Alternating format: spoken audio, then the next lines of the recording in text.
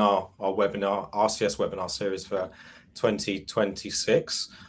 We had a really successful series last year, and with the RCS ecosystem showing so much growth, dynamism in many ways, this year looks really set to be an exciting one. So kicking it off in style with what I would flatteringly say is an extremely strong panel today. I'll let each of you introduce yourselves in due course or in person, but we have maybe if you would say a few short words about yourself, maybe your role in the ecosystem and your background a little bit, starting with you, Kathy from AT&T.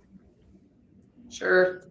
So I think Kathy Schroeder, I'm the RCS Senior Product Lead at AT&T Mobility. So we launched our RBM service back in June of last year, and it was quite cathartic for me because I think I hold the Guinness Book of World Records for the most times of attempting to launch RCS, and so starting back in 2018. So it feels really good to finally be prime time. Brilliant. Thanks, Kathy. And maybe now you, Chiara? Absolutely. Hey, everybody. I'm Chiara. I lead product for a company called Postscript that powers text marketing for Shopify brands. We're really focused on RCS, huge proponents of this new channel, and excited to be here today. Brilliant. And finally, Alex. Thanks, Dave. So I'm Alex Salamond. I'm North America go-to-market lead for RCS for Business at Google. I'm in the comms partnership organization, and we work with partners to enable RCS globally, but I'm in charge of North America, so working with Infobip and also resellers and brands directly to enable these brands conversations. Brilliant. Thanks for that. And Alex did join one of our sessions last year, so he's got 2 stamps on his card. If another 2, Alex, you get a free cup of coffee on Infobip. It will be an absolute pleasure. So just what we're here to talk about a little bit for the next 45 minutes or so. We want to have a little bit of a look at 2025. As I mentioned, it was a really, I guess, catalytic year for the ecosystem, and particularly in North America. But we don't want to dwell on that. We also want to look a little bit forward to what that means for what's coming now in 2026. Because I think if we thought 2025 was exciting, 2026 is going to be even more so. Before we go ahead with the conversation, maybe just a very little bit of housekeeping. So thanks everyone for joining. If you want to participate in the discussion, please do. We absolutely want you to engage as much as possible. So do add comments, ask questions via the chat option. We'll do what we can or we'll endeavour to answer those questions as we go through, if we're able to. But certainly otherwise, we'll follow up with any questions after or through the event. The wonderful team behind the scenes here will be no doubt trawling through that as we go through. And yes, I've seen one already. Scan on that QR code. We get a nice visual endorphin rush when somebody scans that QR code. If you do scan that gives you a link through to some useful links about RCS, one of which being the latest Omdia white paper that we worked with them on, looking into the RCS for business market.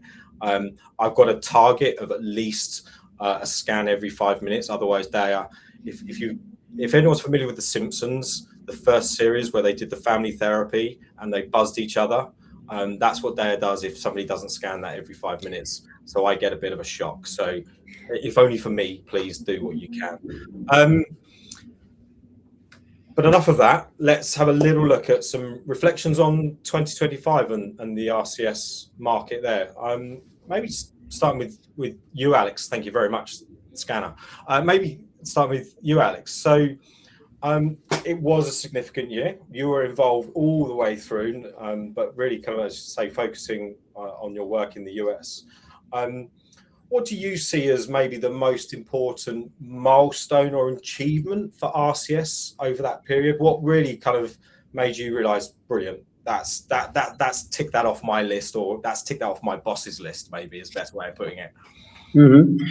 Yeah, good question. So I thought about it. Actually, I think the most important milestone we reached last year was the actual reach, right? So 270 million RCS capable users in the US. When you see where we come from, is an amazing achievement, I think. So I would highlight this, and that's across platform, iOS, Google Message. That's across all carriers, and so this is really what I think where I would start with. Another, I think, important one is the actual adoption across multiple verticals and the scale. So we really saw huge growth last year, and not only SMS upgrades, right? We saw also more and more conversational experiences leveraging the rich features of RCS. So these are the two main takeaways from 2025. So scale and maybe scale and breadth. So what are those use cases? Exactly. So obviously, brands start with usually with simple SMS upgrades, and then they learn about the channel, they measure, and they often adopt it and add more and more features such as rich cards, carousel, chipsets, and so as they do that, they move towards closer to conversational messaging. So this is the most exciting part as it paves the way to 2026. Yeah, brilliant. Maybe kind of then looking over to you then Kathy. So as you mentioned, you may have had loads of attempted launches, but you definitely had one big successful one last year, and you completed that set of the big 3 US carriers to launch the channel last year. What are your reflections on 2025, and how do you see the channel has grown to a position where it's able to support scale? Mm-hmm. So it was definitely a pivotal year for us. In the US, we feel like it's finally coalescing. All the stars have aligned. Obviously, a big piece was that iOS, Apple joining the RCS family, right? Yeah. And as Alex said, getting those numbers up in terms of RCS-enabled devices. iOS users are a woefully compliant bunch. I've never seen software upgrades happen so quickly. And so we were really pleased to see that ubiquity come like within months. Yeah. From a U.S. carrier perspective, we worked really hard to look at, the U.S. is kind of unique in the global marketplace in terms of the success we've had with SMS-based A2P messaging. Yeah. And we wanted to bring forward a lot of that goodness in terms of keeping channels clean, in terms of maintaining consumer trust, and then blend that with all the rich goodness that RBM offers, right? Keeping kind of certain platform principles true in terms of cost predictability, transparency, simplicity, all those things. So yeah. That meant we kind of needed to start with some adapting for the U.S. marketplace. So without going into a lot of detail, you can go to usrbm.org and can see the U.S. RBM framework, which the carriers in the U.S. work together on to bring forward what we thought was a optimized message classification. So we replaced basic and rich with rich and rich media. Again, this is unique and tailored to the U.S. marketplace because we felt it was really important that even that base, entry point of a message had to have user improvement, right? So you can't just cut and paste from SMS into an RCS message and expect Mikey to like it, right? You have to add some value because the novelty of the brand logos and everything, will ultimately wear off. And it's really about delivering an improved user experience. So ensuring that URLs don't, can get presented through a suggested action that is much cleaner and more trustworthy, right? But even in that, we learned that, so now we're experimenting with keeping the URL underneath that because it helps all types of users feel comfortable that they know what they're clicking on. We added in the rich message the ability to, 60% of people are more likely to click on a button, Yeah. So we wanted suggested replies to be part of that entry-level message classification. So anyway, we worked hard on optimizing the messages. We also formulated a new brand verification or an agent verification process that has requirements around vetting the digital assets of the brand, vetting the brand itself, vetting the partners, and that all results in a JSON web token that we're working with Google to have ingested into the platform, so we can try and programmatically, speed up the agent onboarding process and things like that. So, and then the other really big lift was working. I mean, Chiara, you know this, and certainly Alex, you know this, is we learned that, we've given this beautiful gift of ubiquity, but holy cow, trying to ensure that we have a consistent user experience across OS turned out to be a lot of whack-a-mole for defects, like, whoa, the link just disappeared over here, and now the text is being cut off on this rich card over here, and this and that, right? And so really trying to just optimize and deliver a consistent user experience across OS was a big focus in 2025, and I think is an important one to continue and bring forward. Yeah, that's really interesting, and I think from experience working across multiple markets, is in terms of carriers taking okay, it's a new channel, but we need to think about where it will be, not where it is now. I think that certainly I would certainly agree that US carriers have very much taken that principle and applied that as very strongly. Kathy, it's like you're a ghost. You're flipping in and out there. I'm expecting you. Yeah, that's it. I'll stop moving, and maybe that'll help.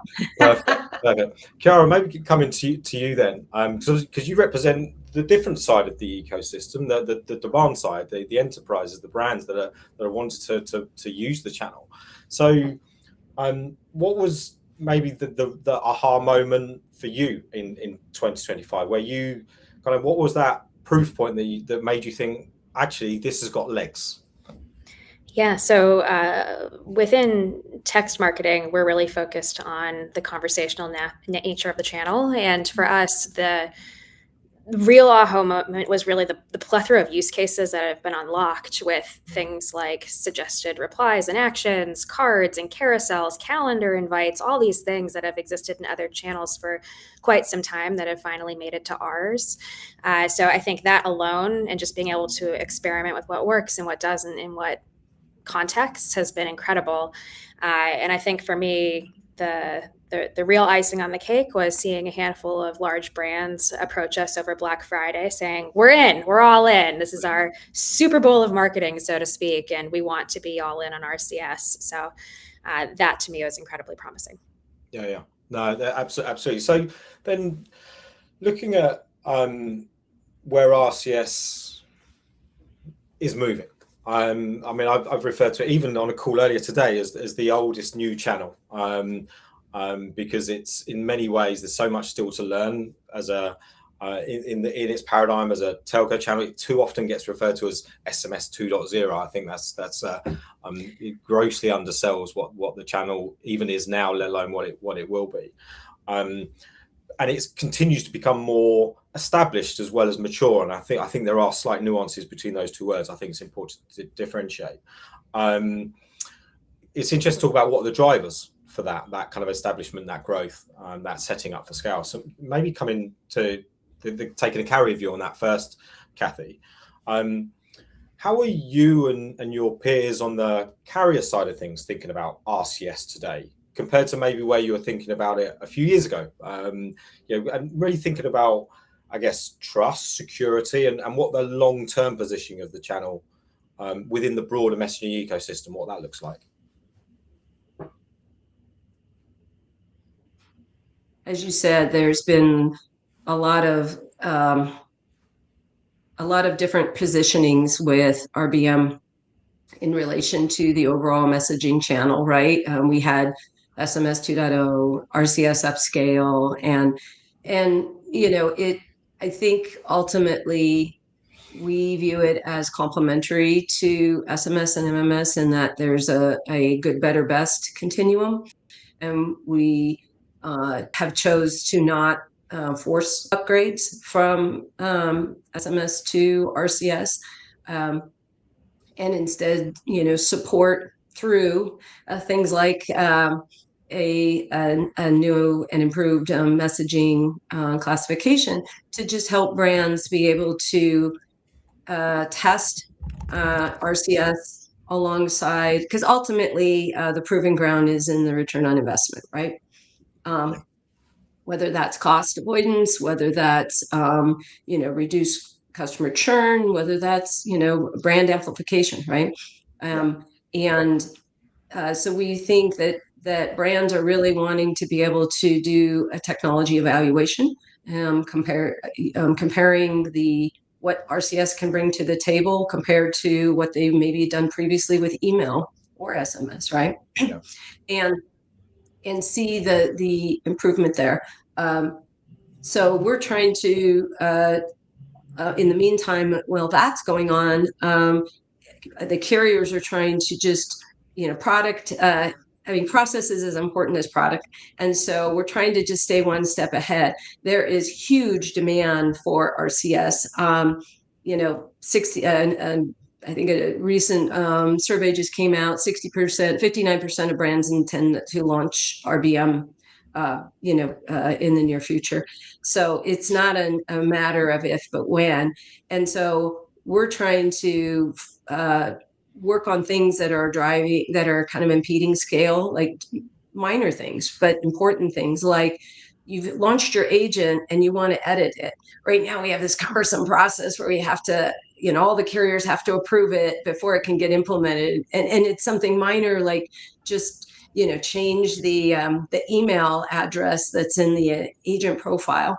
So we're working carriers with Google on how can we improve that and create a more low touch, live agent edit process that takes low risk things and just pushes them through, right?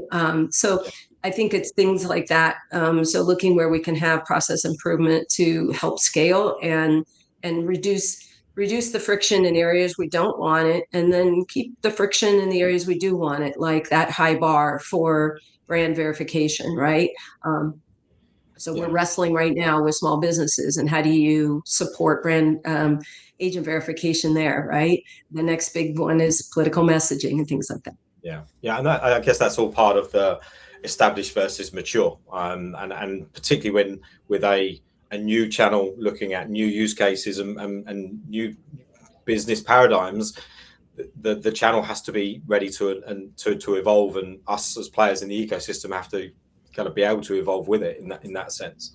Coming to you, Chiara, the messaging environment, particularly telco messaging, is and in the US is highly regulated. So it's a very trust sensitive environment and ecosystem. So how do you at Postscript evaluate RCS in comparison with other messaging channels? And actually thinking about that in the broadest sense, because in reality, RCS doesn't just kind of compete, if you want to use that word, with other mobile messaging channels. There's also email and other areas like that. How do you evaluate RCS in comparison to that broader channel mix which you offer for your clients? Yeah, so I think for us, our mission is to help our merchants make the most money from text messaging, right? And for us, SMS has kind of been the bread and butter for some time. With RCS coming on board, it's kind of this perfect timing, because not only do we have a new channel happening, but we also have the rise of AI messaging, which talk about two highly regulated, litigious spaces to combine, right? And so RCS to us really stands out because trust is essentially built into the channel from the get-go, all the way from verified sender activation to essentially like the branded agent profile, having the terms of service in the sender profile, right? Like a lot of these things are really incredible for the confluence of events that are happening with AI and conversational commerce. So for us, that's just incredibly serendipitous. Yeah. I think, though, to your question around maturity and readiness, it has been a journey over the course of the past year, trying to navigate onboarding requirements, content rules, formats, and even like design standards for our engineering team to build against. Observability, right? A lot of these things that are incredibly established in SMS and MMS today. So those are the things that we're hoping continue to improve in the near future as we are trying to onboard as many customers as we can. Yeah, that's a euphemism. It's a journey, if ever there was one. You're absolutely right. Yeah, absolutely right. And I think that's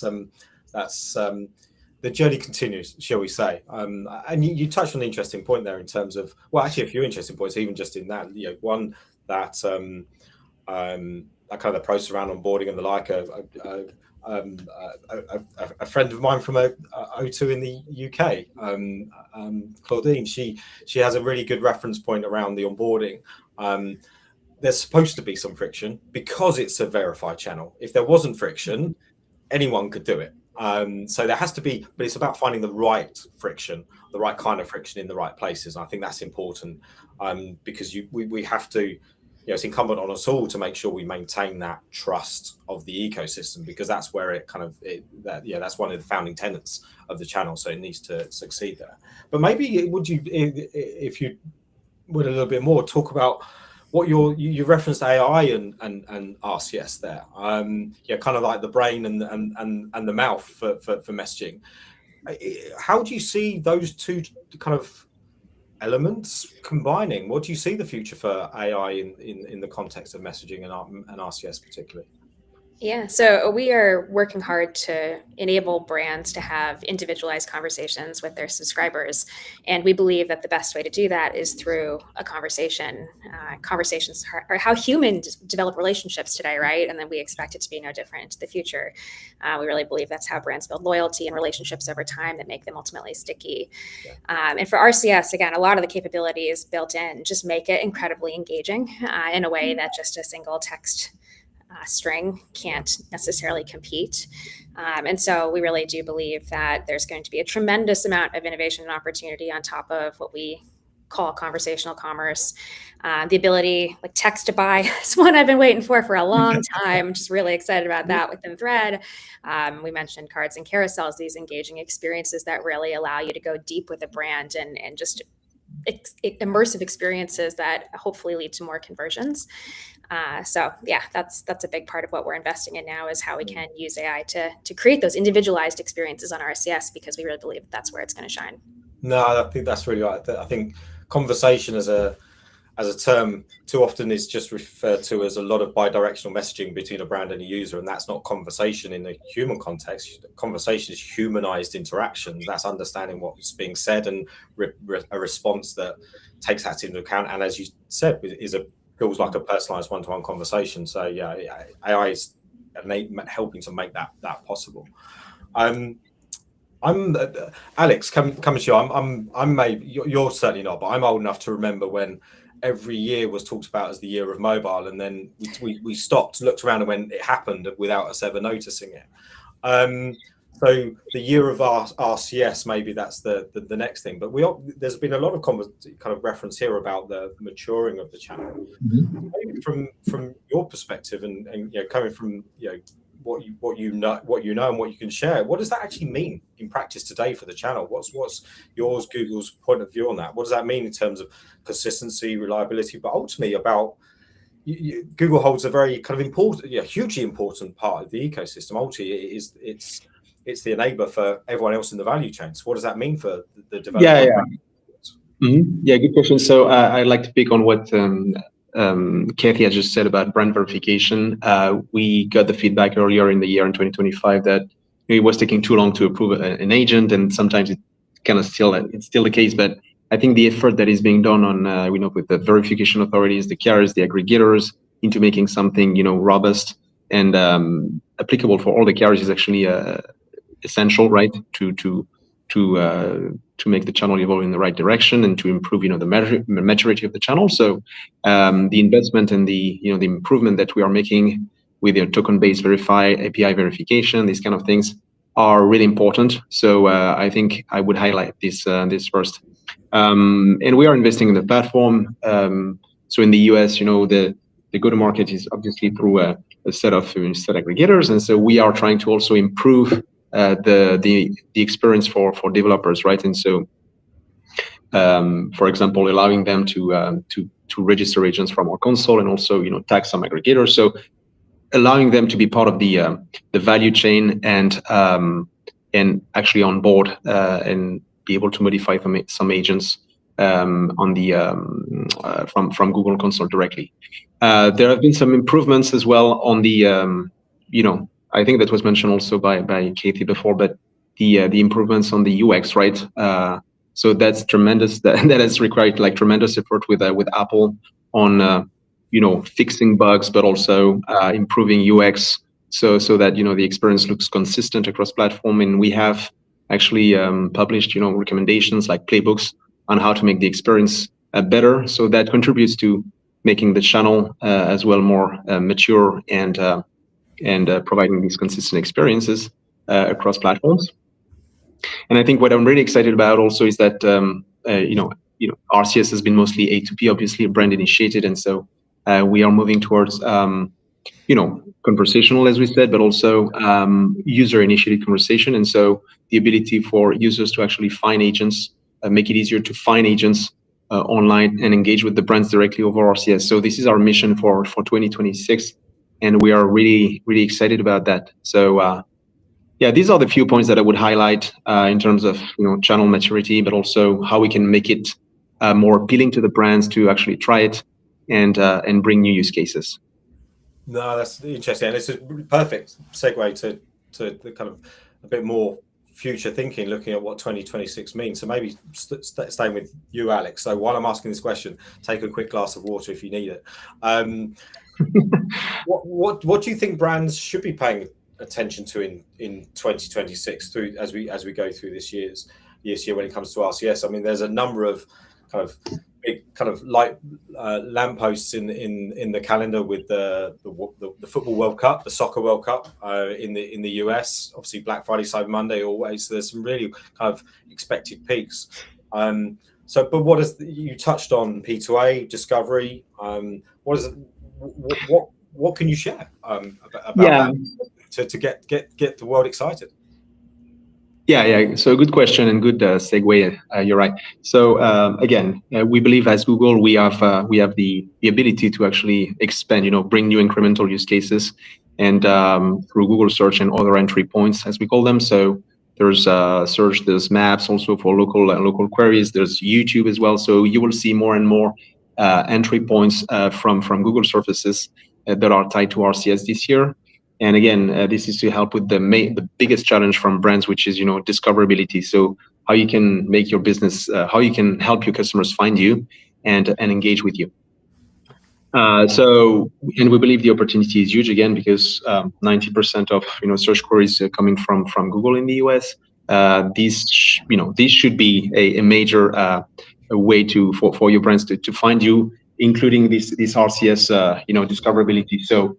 It's no longer letting brands reaching out to you, but also finding brands and handhold them not only to not direct them necessarily to the browser, but handholding them to an RCS experience that where they can engage directly with the brand. So for us, again, this is the biggest challenge for 2026, and we started to enable a few of these experiences already. So you might have interacted with some of them already, but IHG hotels are actually live on some of these new entry points. So if you type IHG customer care from your browser, you can already experience it again across devices, across platforms, and you'll be directed to this two-way conversation over RCS. That's one example. Another one is Optimum is another one. So we are.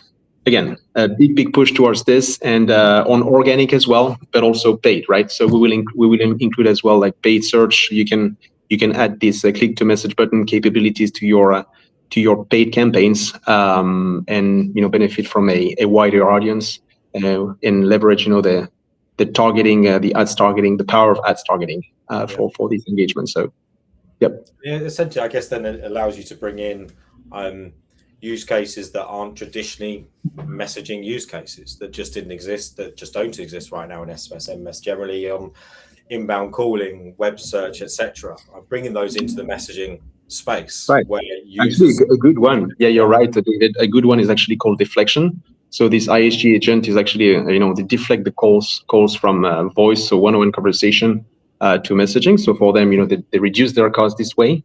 And so from one-on-one to one-to-many over, again, conversational customer care messaging. So, there's multiple benefits of doing that, and, multiple use cases that can be brought onto RCS.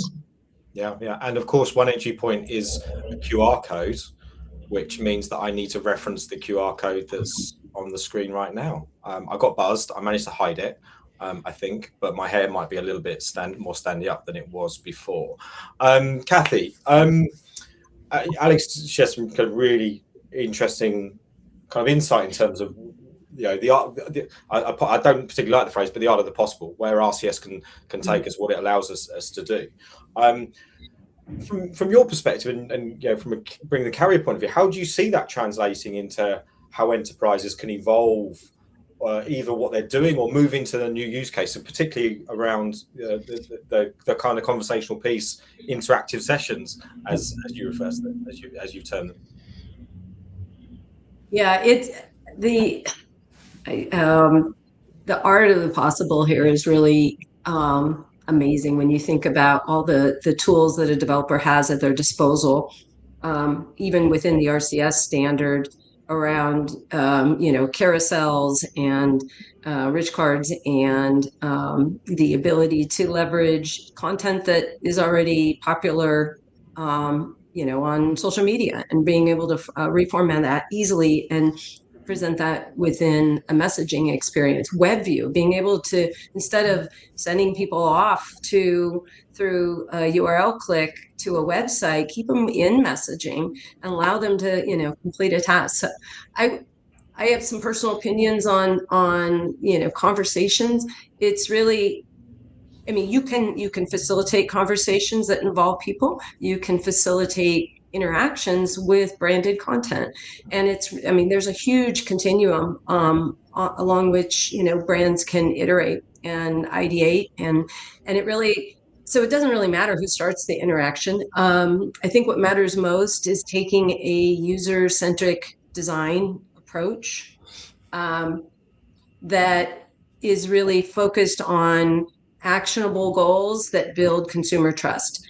Remember when Facebook Messenger agents were out and, people thought, oh, this is so cool and everything. And then you would ping it and you'd wait and you'd wait. And, because it was only staffed by a human at that point. Yeah. Well, now with, all these, RCS really stands on the shoulders of lots of other great technology that we can leverage, as well as it's coming to maturity at the same time AI is as well. And so I would say that with all this richness, it's really important to not forget user-centric design principles, leverage focus groups, to help shape great user experiences, because it's really important that use AI surgically, deliver user experiences that have an obvious and immediate payoff, whether that's an entertainment value, whether it's post purchase customer service use cases are a wonderful way to iterate and start with new use cases, right? Especially with high luxury items. I know Ridge as a company has put out product, tips for cleaning their high-end, men's rings, right? Their durable, ruggable rings. Simple Human with their products, and registering products, especially those with lifetime warranties, right? Those kinds of things put deposits in the bank with your customers and really start helping build that trust in this channel and what it's capable of. It's not unlike you go to a restaurant and it's a brand new, cool ethnic restaurant. All the food is foreign to you. You appreciate when they package up, a dinner aid that's a sampler pack, that kind of thing. So having guided, don't be afraid to guide the user journey. Don't overpromise by necessarily just saying, how can I help you? And expect the user to figure out contextually where to start. Yeah, no, it opens up so many opportunities, but with all those opportunities also come a whole load of considerations around making sure it's a conversation, making sure it feels like a personal conversation, as Chiara mentioned earlier. I'm going to weave together two kind of comments I've seen in the chats. Question around from somebody in the UK: will RCS replace SMS, MMS?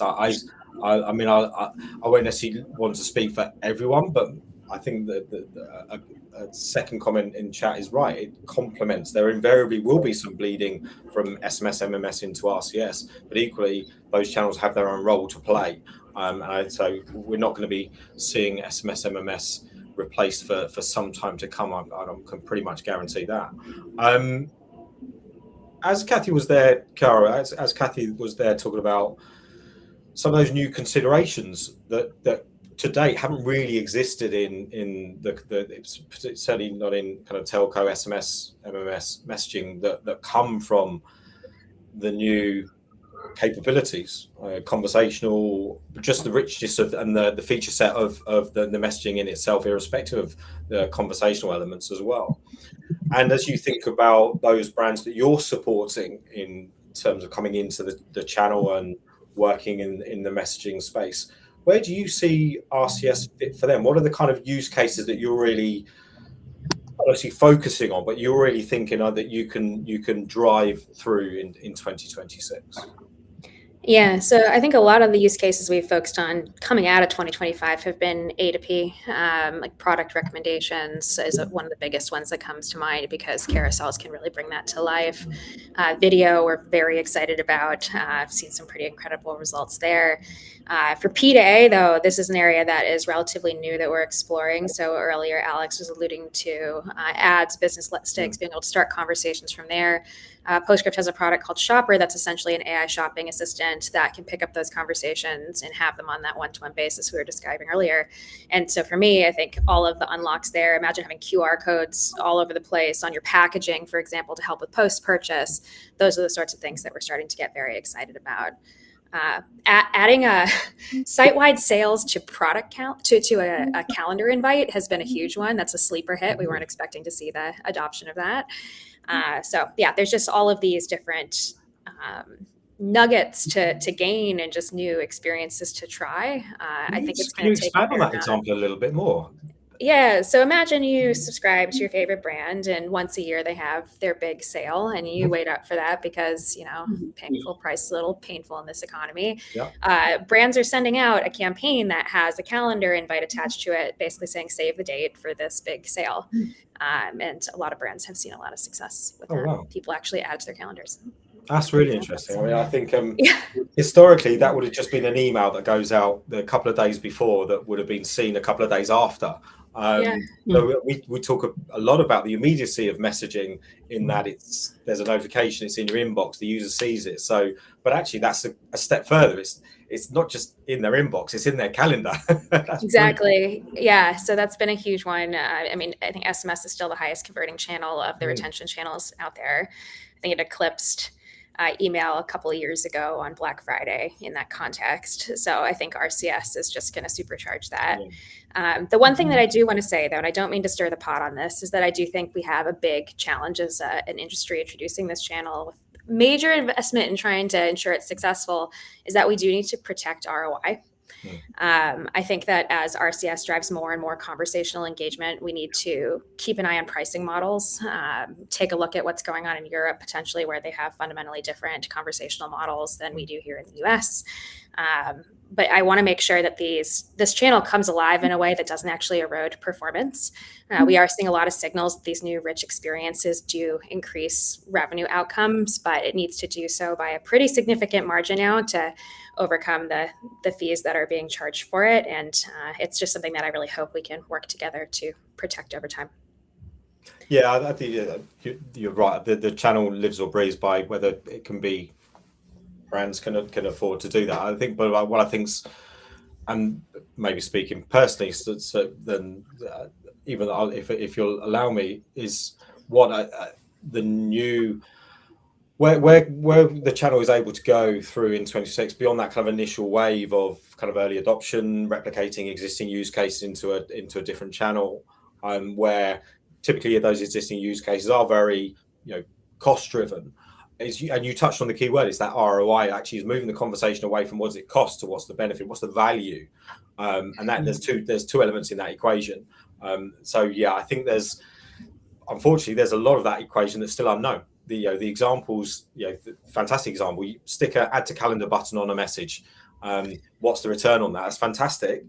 Those examples, those case studies, that knowledge is still evolving, still growing. So I think, and it's across all markets. I see, we certainly see that there's carriers adapting pricing, margins are fluctuating depending on the market, depending on the use case, and I think that's likely to continue for a little while, but we will invariably see a normalization of that. I'm sure. I'm confident, but I don't disagree that we need to make sure that the ecosystem works for everyone involved in it, frankly. So we've looked at what the channel's been through, where we've gone through in 2025. We've taken a little bit of a look at what's possible in now and as we go through 2026. So maybe the question is, how do we turn that talk, that rhetoric, into actual execution? So again, sticking with you, Chiara, if that's okay. What practical advice would you give to brands who I'm sure maybe listening here or catching up on the video after that say that sounds cool, I want to be able to send that appointment, that calendar invite. How do I do that? How do we help them move away from pilots, PO and POCs into something scalable, always on? Yeah, I think treat it like a new channel. It is a fundamentally new experience, and there are so many more opportunities to try and experiment with new different message experiences. And so I think deliberately putting aside experimentation budget to test cards, carousels, videos, suggest replies. I mean, there's literally a very long list of amazing features to try with your brand. Not every brand is going to have the same outcomes with each of those. And so it'll be a bit of a journey like we talked about earlier. I think one of the gotchas, though, that I would put out there is that brands really need to essentially design their messaging strategy for uneven coverage and make fallback experiences to SMS a priority to think through. And so, for example, like having your fallback copy be intentional for SMS and your original message for RCS be deliberate. It's one of the things we actually built into the product because it's so critically important. So be bullish on experimentation. Make sure you set aside that budget. I think you'll find it's worthwhile. But then also, again, SMS is a very different beast. So ensuring that if an RCS message isn't able to make it through, that SMS is accounted for. Yeah, and so be willing to learn, or be wanting to learn, maybe is a better way of putting it. Growth mindset. Yeah. Brilliant. Alex, coming to you then on that point. So for those businesses, enterprises that are getting started with RCS, what's that mindset? Maybe it's a growth mindset, but what's that mindset shift? Needs to be really careful saying that. They should make to recognize how RCS differentiates from traditional messaging. And we've touched on a number of those points already, I think. Yeah, exactly. So to Chiara's point, I mean, I would try to treat RCS as a new product line, right? So I would encourage them to pick like a high value SMS journey and redesign it with conversational in mind, as we've said before, to be able to support these new entry points, these new user initiated conversation. And then I would also recommend, to define like clear KPIs and measure on them, right? So, for example, how many call deflections do you have? How many calls do you deflect from voice to messaging? How many additional leads do you generate through this channel? And so measurements, improvements, and then get momentum from there, and roll out to more and more campaigns, more and more agents, and support more and more use cases. So this is really a learning phase right now. And I would encourage brands to be bold and to try it, and to go beyond what they do today, right? So it's fundamentally different channels, but they complement each other. So, to Kira's point again, we encourage to fall back on SMS and have a consistent experience, so that you don't leave the customer like in the wild for some of these customers that are not RCS capable. So you have to have a consistent experience that includes SMS and RCS. But really, I would really encourage to go beyond what they do today, and again, treat RCS as a new product line and dedicate budget to it. I fully agree with that. Yeah, and I would just call out in the US, fail over to MMS as well. I think is actually that kind of a much more graceful alternative. And what's really exciting, I think, is also the kind of conversions between ads and messaging, right? So if brand implement a successful strategy, they should be able to, bring those users from web search, from paid ads to messaging. And so this is really like combining almost like the telco words and the ads world. And so this is what I'm really excited about. Actually, this is one of the reasons why I was excited to work on this product before, because it's really where you combine these two marketing channels. And so, brand new way to engage with your customers. Yeah, no, absolutely. And you touched on a really interesting point, because around measurement reporting, it's far too often the thing that gets thought about just before you go live. So what are we measuring? How many, or even afterwards, how many messages were delivered? And I speak from all too painful experience. And it's those kind of errors that often negate that growth mindset you mentioned there as well, Chiara. So Kathy, coming to you, as you mentioned, right? You've been through this a couple of times. You've seen the good, the bad, the ugly. So what would you say as a common mistake, but also maybe what would you give as kind of one kind of don't forget to advice to brands, businesses coming into the ecosystem? So I think where brands struggle the most is is where to start and figuring out what their internal strategy around RBM will be, right? So I think what we saw a lot of last year was brands doing that technology evaluation, where they took existing use cases that are in email or SMS and comparing them to RBM. And to that end, I think there's still an opportunity for companies like Postscript and others to provide analytics and analysis, right? That's for measuring ROI, right? And being able to then articulate that, because ultimately you're then turning into all the various stakeholders within a company to say, this appears to have merit. We'd like to actually take what we're doing today, which is mostly one-way notifications, and then test it with some of this additional functionality that RCS offers, and see where we can really take it. So it's experimenting with.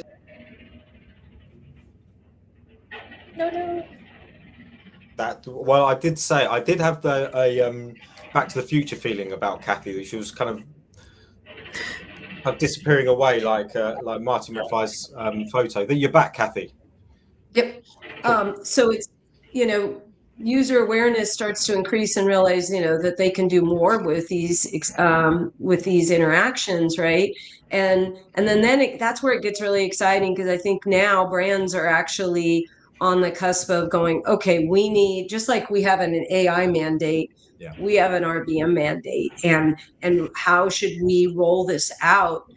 Does it have an owner within the company, or is it a complement to our mobile app? Is it, how do we even, do we have one big mega agent, right? And what are the pros and cons of that? Or should we have, customer acquisition agents and post customers, and so that it's really there's lots of new things and coming to light in terms of how should we think about this technology, because it's really got that big of a potential impact. No, absolutely. You touched on some many really interesting points there. I think one that kind of resonated a bit was that that one agent, multi-agents. Again, had literally had that conversation earlier today. Is, do you want multiple agents from the same business in your inbox, or do you want to have multiple threads of conversation with a business in one agent?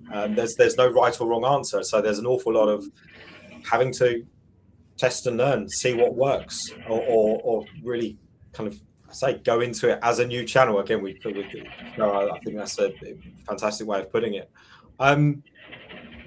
We're coming towards the end. There's not only a few minutes left, so maybe just as a kind of a little bit of a wrap up, a quick one for each of you. So the same question. If you had to sum it up in one sentence, what should brands do today to succeed with RCS in 2026, in brackets and beyond?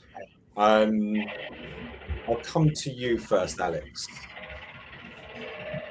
So I'd say time is to act now, right? That would be the summary of that would be my advice. So, again, be bold and try RCS, and you don't have to start with conversational AI right from the beginning, but at least you should upgrade some of your RCS SMS campaigns to RCS, and learn from that in that process, and move to more advanced features later on. So that would be my advice. And again, RCS is becoming an expectations more and more from customers, right? They are now used to interacting over RCS on person-to-person messaging. So it feels kind of weird to have those SMS A2P conversation with brands when you're used to rich messaging, across multiple apps, but especially for P2P communication. So again, and I would love to see, towards the second half of the year, would be again, I insist on this too much maybe, but adoption of conversational use cases and would be my recommendation as well, and my hope. Yeah. No, I couldn't disagree. I love the point about the kind of the user expectation, the person expectation. I think too often people we can be guilty of forgetting. Well, actually, that stakeholder or that enterprise, they're just a user with a phone. So when they get a message through and it's got that logo and that branding, they're going to be saying, "Why haven't I got that for my brand?" Particularly if that message comes through from a competitor. So yeah, I think the point about expectation, and that will only increase as more brands are using it. So that effect compounds. Same question, Chiara, to you. What do you think? What's that? Well, I bit of leniency allowing Alex more than one sentence, so I'll have to allow the same to you. What do you think they should do today? Conversations are the future of commerce. I think is strong belief there. Yeah. Not loosely held. But the other one that I would say is, as RCS is going mainstream, there is this amazing window of opportunity for early adopter marketers to create novel experiences that their consumers are not used to seeing. And I think that can produce outsized results for them. So if you're at all on the fence, give it a shot. Yeah, brilliant. And Kathy, finally to you. Along that end, I as a consumer, I look forward to the day where I can actually manage subscriptions like home meal kits, right? Being able to, I'm gluten-free, and I'm always looking for new meal kit companies that you could actually peruse their meal offerings without having to sign up for a subscription. So being able to shop a meal kit subscription through a web view experience in an RCS agent is like utopia. And then on the back end of that, if you do sign up, right, being able to manage that. So each week you've got new meals and you got to choose, do you want to accept that, or do you want to substitute something else? Imagine, getting that in a message from a brand, right? To be able to see all those meal options in a carousel. Yeah. So things like that. So carriers are working to support that experience on the back end, pushing to get persistent menu features supported, shoring up features with this GSMA standard. So there's actually 12 rich cards in a carousel, not 10, things like that, that all just add a bunch of arrows in the quiver, so that developers can really bring forth really amazing user experiences. Brilliant. Yeah, no, there's some really strong points there. And I again, if you'll allow me, I'll also go pitch in with one myself. It's just kind of maybe it's a combination of elements of each of yours as well. But brands, just think about what that channel as a new channel can do. I have any number of apps on my phone for car parking, and I use each of them probably once every 6 months, depending on what street I'm wanting to park on.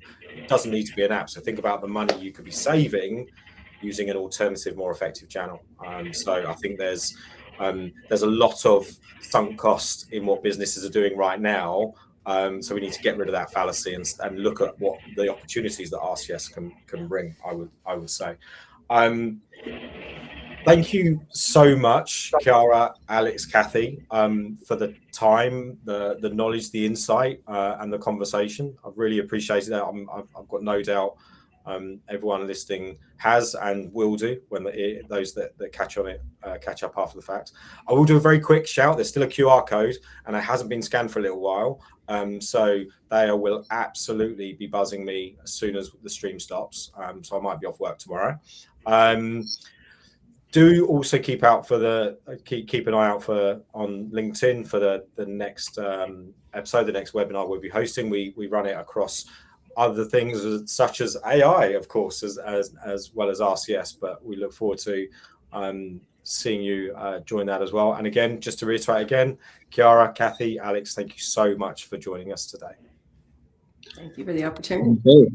Thank you. Thank you, everybody.